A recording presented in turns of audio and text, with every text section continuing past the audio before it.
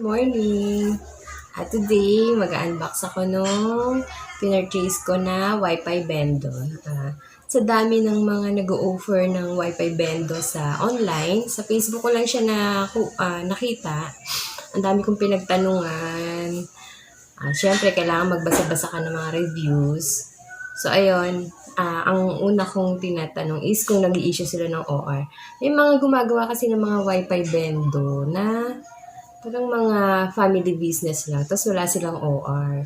So, syempre, maghahanap ka na may OR para meron kang laban just in case may problema yung unit na i-avail mo. So, may nakita ako kasi nga, which is siguro talaga siya at tindahan talaga ng mga computer parts. That's why meron silang OR. So, doon ako kumuha sa Quezon City to. Hindi ko na babanggatin yung name kasi bahala na kayo maghanap kasi yun, basta bahala na kayo maghanap. So, i-unbox ko yung binili kong Wifi Vendo. Papakita ko sa inyo kung anong klase siya. Nabili ko siya for worth 15K na this October. So,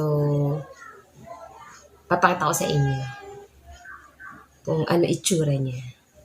Okay, tapos, i-update ko kayo, magre-review ako kung ano yung mga ma-encounter ng mga problems just in case sa duration ng niya, ng paggamit. Okay, guys. Bye!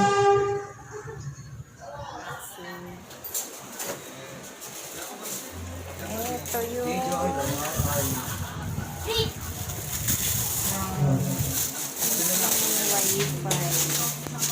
ano tong di ba dapat yung pang out sa outdoor yung niya, antena.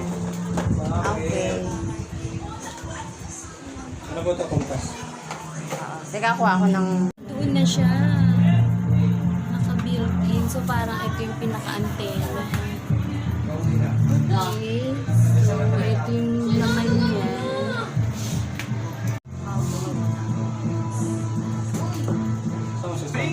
Ayun, sa extension. Kuya, luma at saka bagong coins, basa niya. Try ko natin. Ha? Di ba na-try nyo na naman na yan? Opo. Talaga may pangalan yun. Talaga may pangalan, di ba pwede? Yun talaga yung tatak nyo.